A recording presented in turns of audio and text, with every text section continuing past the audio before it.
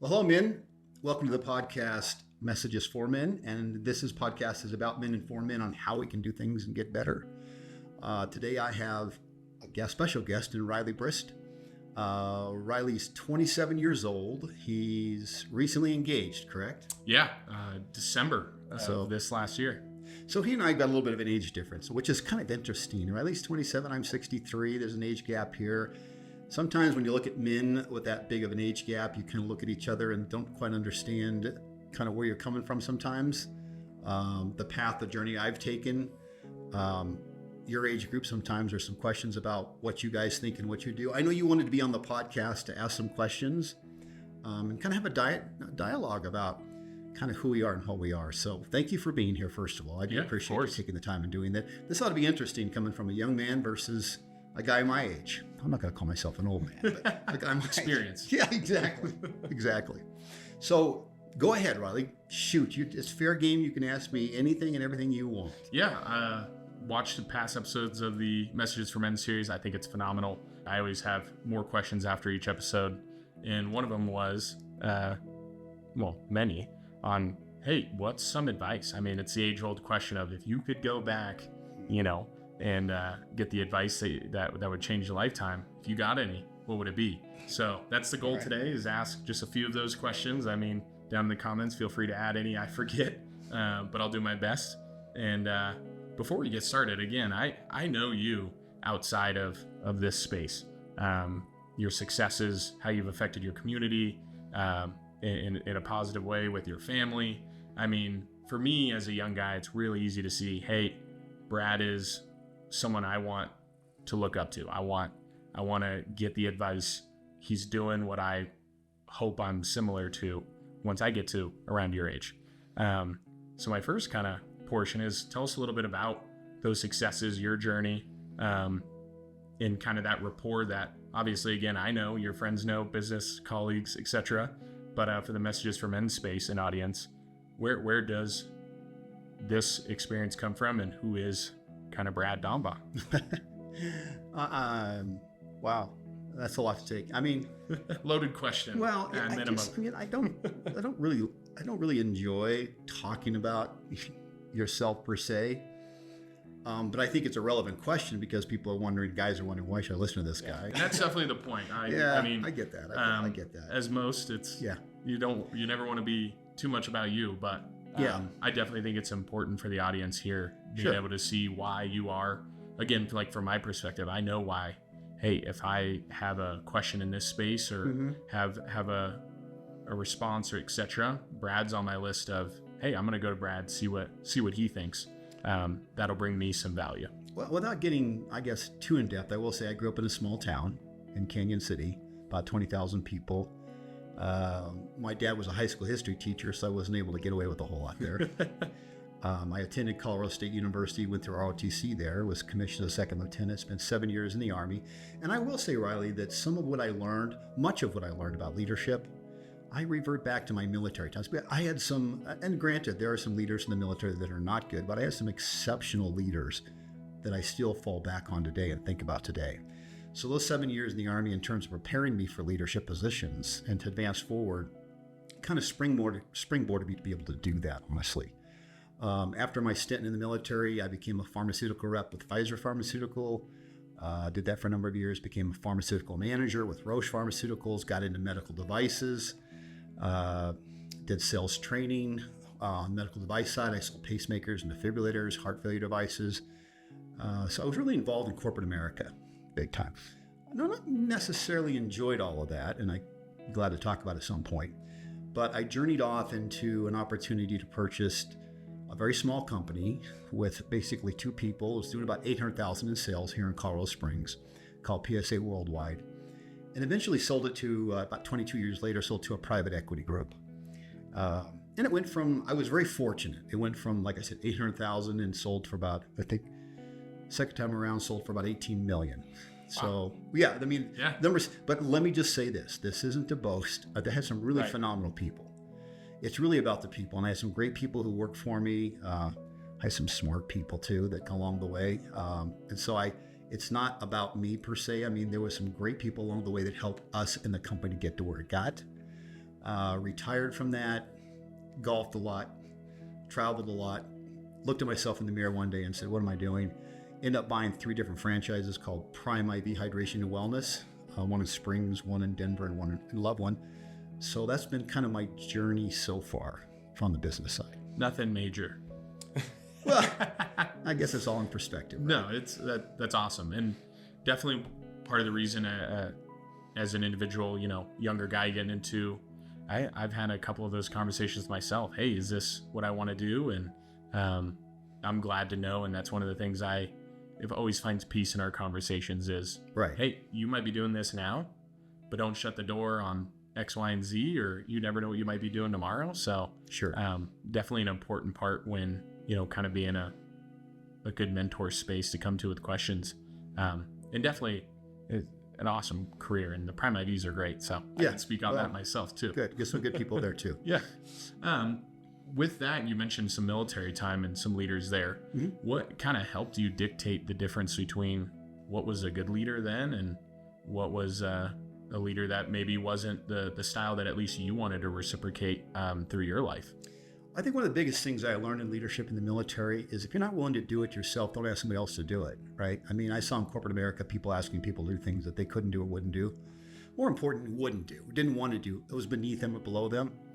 That's not so much in the military. I mean, let me give you an example.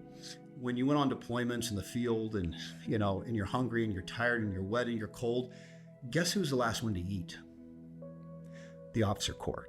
You got to make sure your men are taken care of, their feet are in good shape, they're well fed, they're warm, they're dry. It's about leading people to excel and be better and perform better. It's not about you.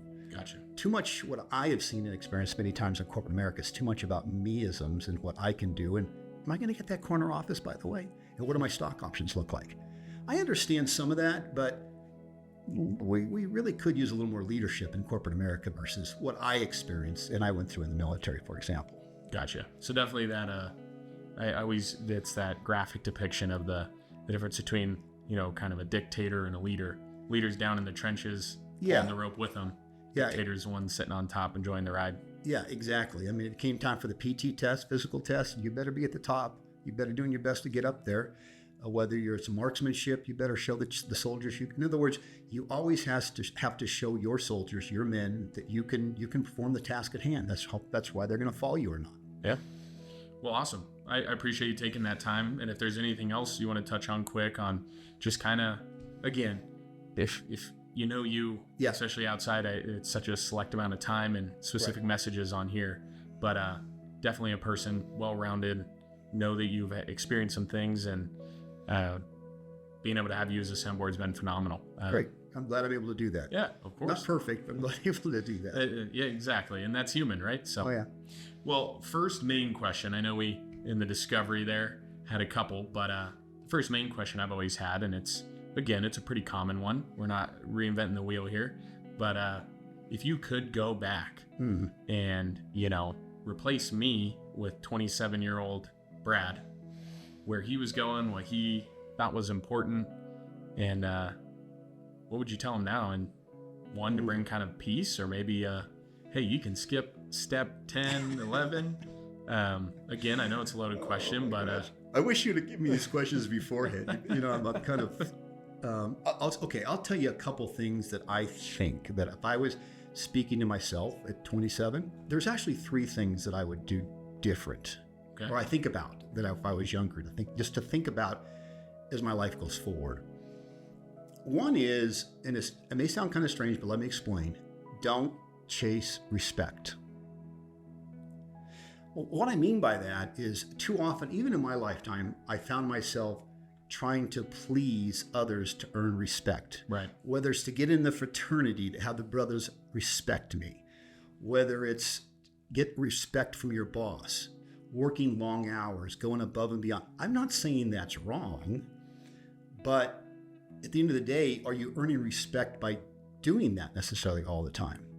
You can even look, for example, I know men will say, well, a woman doesn't love me unless she respects me.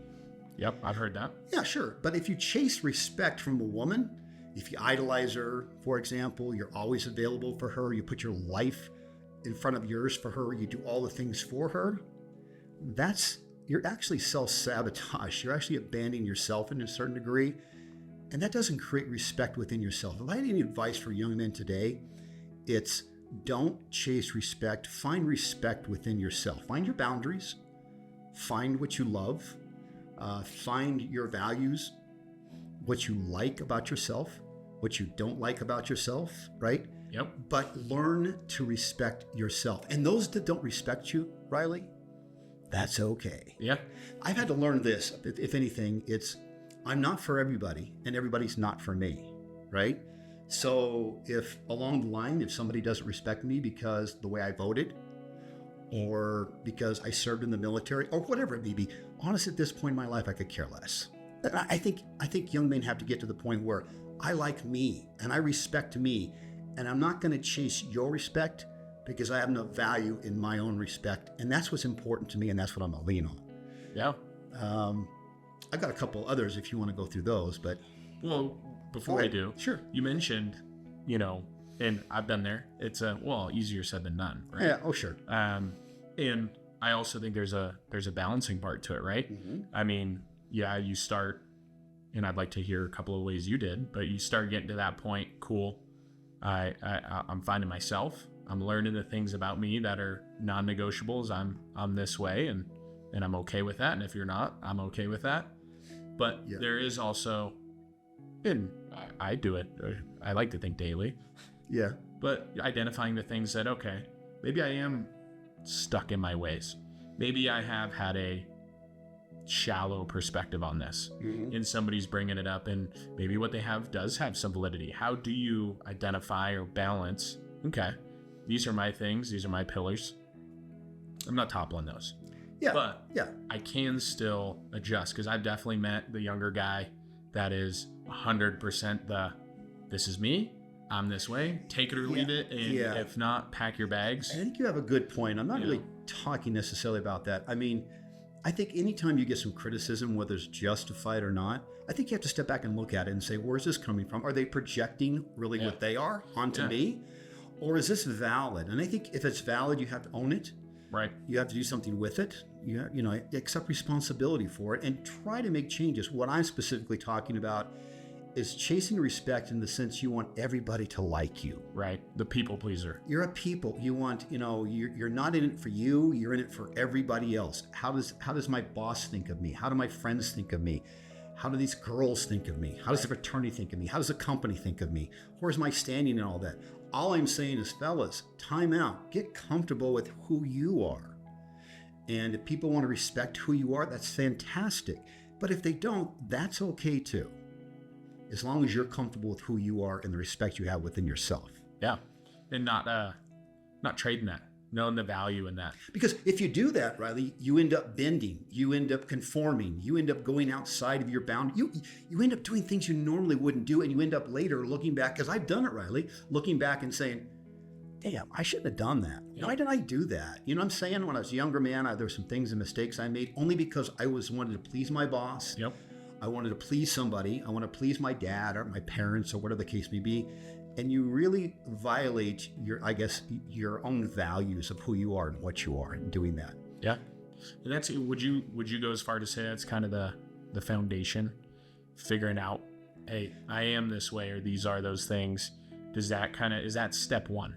Absolutely. And I think that's one of the problems we have with young men today is they can't identify or understand who they are, because they haven't identified or really have a relationship with themselves in terms of respect, understanding the meaning of that. There's just a lot of confusion in who they are and what they are. I think young men, all men of all ages, have got to come to the point where they say, this is what I stand for. This is what I am. These are good by nature, right? I'm not going to compromise those things. And this is who I am. And I'm okay with that. And if you're not, that's okay too. Yeah. No, and that's a perfect kind of segue into the next question. Okay. Once you are, as a younger guy to that point, hey, I feel like I'm 80%, 90% there of, okay, these are my things. This is who I am to my base. Mm-hmm. You're starting to, hopefully, items like messages for men or other men in your life that are hopefully in also different stages too. You don't want too biased of a pool, but you're able to kind of refract and bounce those questions off of. What were the things that helped you once you identified, hey, this is who I am at my roots? How do I start pruning and how do I start watering? Where can I've identified this about myself. I'm passionate about it. It's a strength of mine. I can take this X, Y, and Z. And then also maybe, hey, this is where, I come up short, or this is one where I struggle with at minimum. How do maybe that's what an aspect I'm looking for in my partner to help make up as a young man, or your buddies, making sure, you're not lopsided. You got some guys you can go to for the pruning part. Well, first of all, I've been involved in men's groups my entire life. I like to counsel now. I've been working with a guy or talking to a guy that's been through divorce, another guy who's going through divorce. It's been really an interesting process. And I'm not there to judge them. I just make suggestions or recommendations, or sometimes just listen, because sometimes it's hard for men to talk to each other in a vulnerable way and just listen to one another. Definitely. And I think that's what makes us different by and large to women, is that we have a hard time, let's say, breaking down some of those barriers. Yeah. But I guess here's two key things that I've discovered along the way, if I could identify those, that really help young men anywhere and help in success. If you want to ask me, for example, how do you become successful? In my mind, there's just two things. Okay. Simple. Well, not simple, but it's just. First of all, it's about patterns of thought. In other words, what do you think of yourself? Are you constantly degrading yourself? Do you believe that you're not good enough? You're not smart enough? I mean, men have, and a lot of times because maybe of subconscious formations of childhood and all sorts of things that have gone on, we believe really negative things more predominantly than positive things about who we are and about ourselves, right? Mm-hmm. Yeah. And that thought process, we have to figure out as men how to try to escape from that, rewire in terms of, we've talked about this before, in terms of neuroplasticity, and develop a thought pattern of, I can do this. I am good enough for this. It's more than just, I guess, the power of positive thinking, but you have to look at yourself in a different light and not constantly beat yourself down. Yeah. There's so many studies now that show, in terms of overall health, if you have a negative attitude about yourself and your immunity, cardiovascular disease, you name it, it's, there are studies out there that show once you start beating yourself down, it's a downward spiral. Yeah. So we have to learn how to think more positive about ourselves and the positive attributes we have, and these patterns of thought we need to be consistent with. And the second thing that's equally or more important is patterns of behavior. Gotcha. Now, somebody could easily say, well, you're talking about discipline here, Brad. I don't like the word discipline because it reminds me of my dad when he would discipline me because I was doing something wrong. Right. I like to look at it as patterns of behavior. I mean, young men, what helped me tremendously is learning patterns of behavior, even simple ones, right? Like making my bed every day. That's a pattern. I did that every day, a behavior. It could be putting the dishes in the dishwasher. It could be, if I'm writing a book, write 1 page a day, read 1 page a day. Whatever it is, you consistently do, even the small things, day after day, and form a pattern. And the more you do it, the easier it gets. And this is why, Riley, because my belief is once you start to develop patterns like this, it kind of establishes confidence within you, and maybe a layer upon layer upon layer of a callus mentally. So when tough times do hit, and when you look at overall grit and resiliency, you're able to take on things because you know that you're able to handle things. It could be as simple as getting up in the morning and going for a 20-minute walk and develop a pattern of this. For me, success in life is about establishing and developing patterns within your life. And they don't have to be huge things every day. It can be the small things that you're willing to do day in and day out. And the small things build upon bigger and bigger and bigger. But these patterns is what you can step back on, rely on, is when times get really hard. That's why I'm a big proponent of patterns of thought and patterns of behavior. I do things routinely and consistently because I think it helps build those patterns, and the thought process helps build success because it makes me more resilient in a way. Yeah. Does that make sense? Yeah, it makes total sense. I mean, how easy is it to say, okay, I make my bed every day. Well, then I'm also going to eat breakfast every day. Right. I'm going to set out my clothes for tomorrow. Right. The night before. Right. I'm gonna make my coffee the night before and set up the program that I've had on it for 2 years and never used, so it's ready for me. Right. I'd kind of like to get in shape. What if I start running a mile? It just, Well, I've seen that. Here's what I find, Riley, is that young men will look at it and say, I need to make so many changes. You know, maybe I smoke too much, I drink too much, I use illegal substances, you know, I chase women, I do things that, and it's like, how do I fix myself? Right. I believe the answer is you try to bite off way too much. It's like it's insurmountable. I can't do all this. Well, you can. And here's how you can. You start really small. For example, if let's say you're trying to read a book, maybe you just read 1 page a day. If you're trying to write a book, maybe just write 1 page a day. If you want to get in better shape, maybe you just walk 10 minutes a day. I mean, do the things that are easy, that are consistent, that develop patterns that you can build on upon that. Because here's what happens. You actually develop more dopamine. We talked about that before in a podcast, but you start feeling you have more dopamine that hits. You feel better about yourself. You feel more confident, and you're willing and eager to chase more and more of that activity that makes you feel good, and you build upon it. So it's not about swallowing the elephant whole. It's about starting really small and building upon that. That's what drives success in my mind for young men. Yeah. That's how to get out of if you're in a rut, that's how to get out. Start small, develop a pattern, and continue to do it. Yeah, that's awesome. And to a point where I've definitely got to see that in my own life a little bit. And kind of going into the next question here for you. Yeah. When did you consider yourself to be a man? At what moment was it or was it a moment? Was it, hey, I had to get to the point to where I was achieving this, or I was able to support this? Was it when I had and found my partner? Was it when you had kids? Has it still not happened? Yeah, I think to answer the question, because I remember this emotion very distinctly. You know, through college, you think you're the man or whatever you think you are, but let's be honest, you're probably really not. But the day that I had was called Second Lieutenant bars, you know, pinned on my lapel. Okay. They're called butter bars. 22 years old, and I thought, oh fuck. You better grow up pretty damn fast now, because you're in it. You're in it. Yep. You know, people are going to be looking to you for leadership, be watching everything you do. You're going to have to rise up. In some cases, Brad, you better grow up pretty dang quickly. Yeah.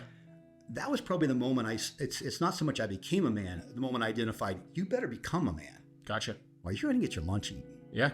So that for me was an epiphany, or I guess a kairos moment that said, grow up quickly, son, because here we go. Yeah. So that was the cause, and then the effect. I mean, throughout your career, when did you see that start to show results? As you mentioned, kind of the slow steps, the slow bites. Yeah. There are times, and again, I don't have too many, but I bet you have some.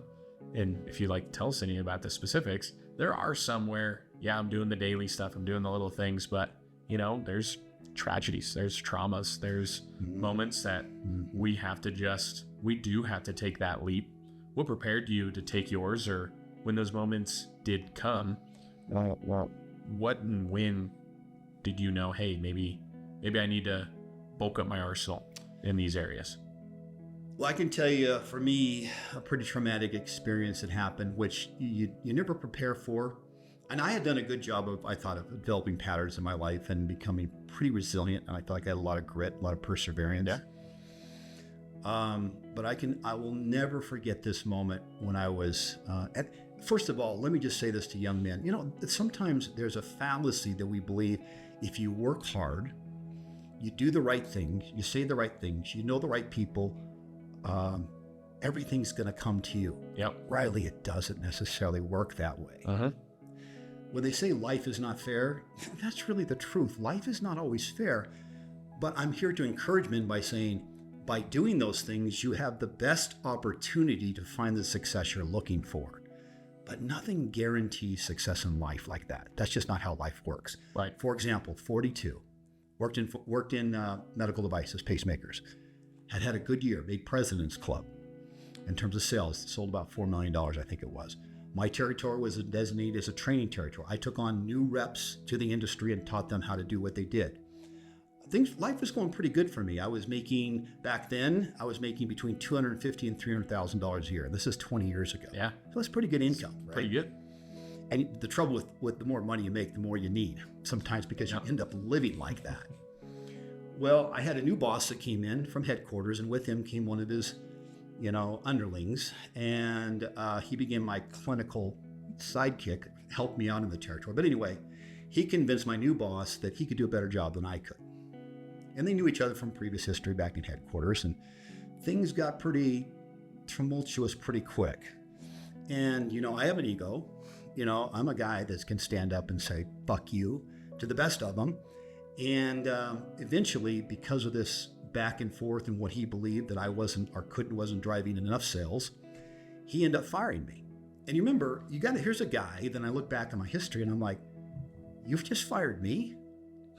Really? I mean, I didn't think I would ever be terminated from a job. I mean, the devastation was beyond belief. The grief was beyond belief for me. The embarrassment, the humiliation, everything was beyond belief. I suffered from clinical depression for a good 6 months. I mean, hard. I wouldn't even leave the house because I thought everybody out there knew what happened to me. Right. And it took me some time to kind of overcome that and get through that. But I guess what I learned in that entire process was, once again, it's not always about the outcome in life, Riley. It's about the journey. Right. It's one of my favorites. You know what I'm saying? I mean, sometimes I was so focused on how much money I was going to make. How much am I going to sell this quarter? How much did I sell this year? Was I on the stage at the end of the year? And I think this kind of set me back and said, Brad, what do you enjoy about the job? What do you want to do? I got out of corporate America because of that. And I said, I'm going to do things differently. I'm going to own my own company. I'm going to do things different. I'm going to take everything I learned in corporate America and do just the opposite. And take everything I learned in the military, not everything, but a lot of things I learned in the military, and start to implement a lot of these things. It was leadership by example. It was hard work. It was sometimes, you're going to have to get rid of people that don't work out or not working. It's hiring good people, surrounding yourself with good people. And I did a lot of that. And that's what helped me become successful. I'm here to tell you that was a moment in my life. Had I not been terminated, I would have never taken the trajectory I did take. Right. And the experiences that I had and what a life I have today. Even in the midst of all the pain and grief. And you can call it trauma if you want. I mean, it was horrific. But after that is where I found myself and I found a new path. And I said, by God, I'm going to make this work. And we're going to go after it. And so sometimes here's the encouragement. Sometimes in life, when shit hits the fan and things ain't looking so good, that's when you sometimes dig deep and find yourself, and you find a new door that opens. And you know what? That door is even better than the one you traveled before. Right. Yeah. It's that plunge. Yeah. And then the rise is higher than it ever was. Absolutely. And you could relate that to numerous different things. And where I find it most common, and it doesn't surprise me in this moment and other conversations we've had and other mentors I'm lucky to have in my life, they'll talk about an instance, an example that was tough, or this trauma or this loss. But none of them, almost all of them at the end say, but if it wasn't for that, I wouldn't be here. And there's nothing I would trade to not be exactly where I'm at.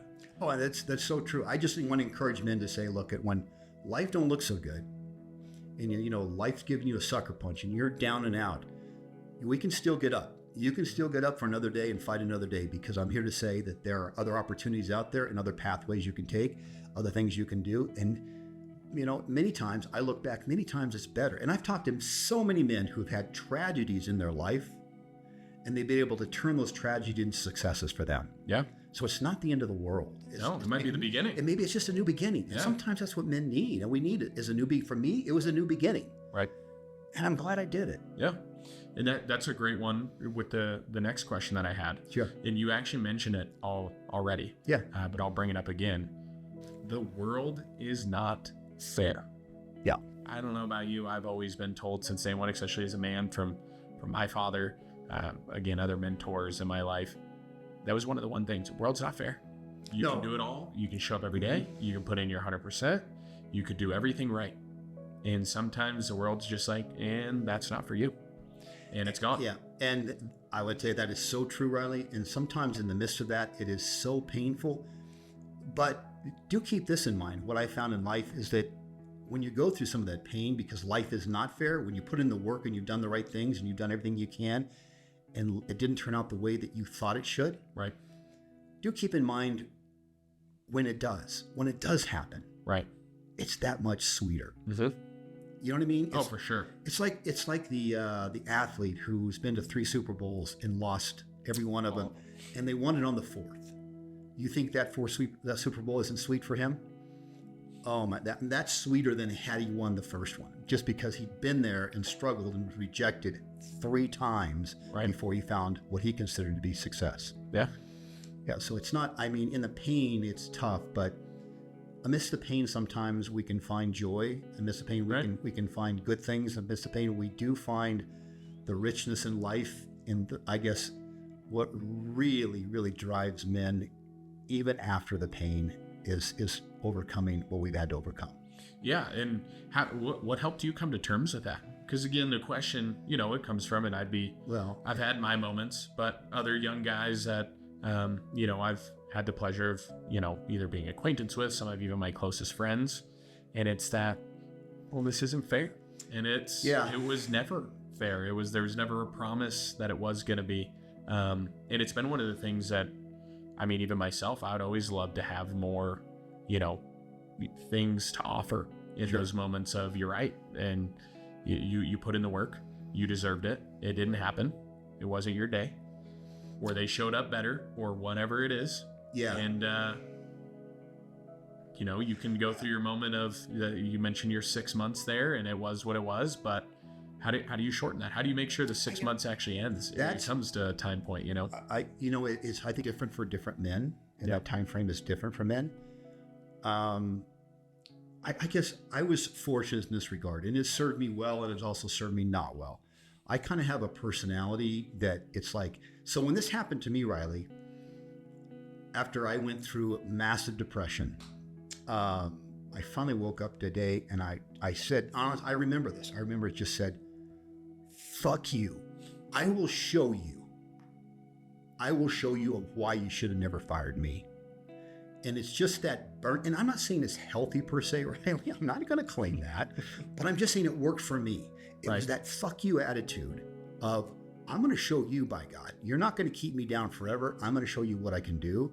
And that drove me every day to demonstrate, and this is maybe part of the respect thing that I had to work on, of showing other people. But I was bound and determined I was going to rise from the ashes, and I was going to show them that I could do what I accomplished to do. Now, some other men may do it in different ways. Maybe they have to go to therapy. I can't speak. Many men take different journeys, but I'm just saying, for me and my personality, it was almost this bullshit's done. I'm ready to get going again. Yeah. No, I don't know if that makes sense or not. No, it makes complete sense. And I definitely relate more to that one. But I also love how you touched on that yours was 6 months, depending on the severity of whatever happened, the guy, it can be different, shorter, longer periods. Right. But it is that recognition. Naturally, I see it, guys try to push it out, shell up, or bottle it up, even worse. And eventually it comes to a T. And how important, you took in this instance that 6 months. I took it. I didn't want to do X, Y, and Z. I was going over it. But the danger, though, Riley, is for men who have an experience like that. Yeah. Who live in that moment for year after year. And that's what, what, where, and why, and how can you make sure you get to that moment, I think is something I focus on daily, on making sure this doesn't last longer than it needs to be. I'll take my day or my week or whatever it is, but it's easier said than done, and those guys, other guys do get stuck in those circles. I just think we cannot, as men, we can never, one, think we're indispensable, because we are. Okay. And number two, we can never carve out a path of what we believe our life is going to be, definitely, because life throws you curveballs. Life ain't fair. And it's the guys who seem to manage, and I think it all comes back to patterns of behavior again, who manage the resiliency and the grit and the perseverance, who are able to overcome that, versus those that don't. that are lost. That's awesome. Last question for you. Yeah. I don't want to take your whole day. And it's kind of more open-ended. So if there's something you felt like we didn't touch on, for those that have watched, they woke up today, they clicked this video, they watched us yammer on about the last X amount of questions. If there was one thing that it was your last, post that you get to put up on here to tell young men, what would it be? I think it would be about time is currency. I've had to learn that over the years, right? I mean, look, I don't care if you're man, woman, black, white, brown, whatever you are. The good Lord above has given us all 24 hours in a day. It doesn't matter if you're wealthy, poor, who you are, what you are. That's what you get. Right. But it's so far in my experiences and talking to men many times, and I just was looking this up the other day, we spend about 2 hours and 26 minutes, I think it is, a day in social media. On average, that's roughly 1,000 hours a year, Riley, in social media. And many times it's just doom scrolling. It's not really getting the brain rot. Exactly. Yep. So if I had one word of advice I could give to young men today and men today, it's that time is currency. It is your currency. Use it wisely. Think about what you could have done in those 1,000 hours. You could have rebuilt an engine, right? You could have gone bass fishing umpteenth time. You could have played so many more rounds of golf. You could have painted. You could have written poetry. You could have done so many things in those 1,000 hours that build you and create satisfaction, joy in you that you neglected to do because you found it easier to find quick dopamine from social media. So my word of advice would be to young men, manage what you do. Manage your time because it's currency. And young men, someday you're going to grow out to be 63, and you don't want to be the guy that says, what the fuck just happened? Right. I'm 63 and I got nothing to account for it. I haven't done anything. I haven't accomplished anything. I wasn't a go-getter. I had no goals. I had no aspirations. And now look at me. You don't want to be that guy, gents. Right. You want to be the guy that says, I manage my time. Time is my currency. It's not that we can't relax and have fun. I'm not saying that. But I just think we're spending way too much time on frivolous things that get us nowhere. Yeah. And as a young guy who, I'll be honest, I definitely have the social medias. Sure. There's definitely been moments I'm like, well, there's an hour. It happens. And I definitely think that's, in that specific area, a new issue. I remember, back before the phone was in the pocket, in the essence of still being quite young, but my dad would watch the TV or, whichever it was, pull out the book and read. Mm-hmm. And let's say it wasn't even anything that brought any intellect value. It was a fantasy, purely enjoyment. Yeah. But I never saw him struggle to, it's been 5 hours, like people do with the Netflix and the binge. And as you already mentioned, the doom scrolling and the rot. And there's definitely been moments I've asked myself, like, is there something specifically wrong with me rather than, and I think enough time has gone on, we're seeing it's a problem for a lot more than just a few individuals. What advice did you have that you could relate to maybe something even close in your time frame of, as a young man, that helped you not overconsume like that? Well, I did, first of all, it was a little easier for me in that respect because, when I was 27, I don't even think cell phones were. Damn, I'm dating myself here, Riley. Yeah, sorry. My point is we didn't have all the distractions that you as a young man have today. Yeah. So I think it's a little tougher to manage that, Well, maybe that's the question. If you were here now and you knew this was an issue, you were partaking in it to whichever level it was, but you knew it was enough to where, hey, I'd love to cut this out or restrict or manage it to a certain point. I guess what steps would you take? Well, it's what I do today in some regards. Sometimes if I sit down to read a book or if I sit down to write something or whatever I'm doing, I can get so consumed in it that hours are gone, but I had to do other things that I neglected. Right. So what I do, I set a stopwatch on my phone, a timer on my phone that said I can dedicate 30 minutes to that. But once the timer goes off, you're done. Well, and how do you stick to it? It's got to be, like I said, you're creating patterns of behavior. So once the timer goes off, if you're on social media, you got to say, my time's up. I've got to move on and do something else that's going to benefit me. I got to get some stuff done. Men are programmed to do, right? Yeah. We got to get shit done.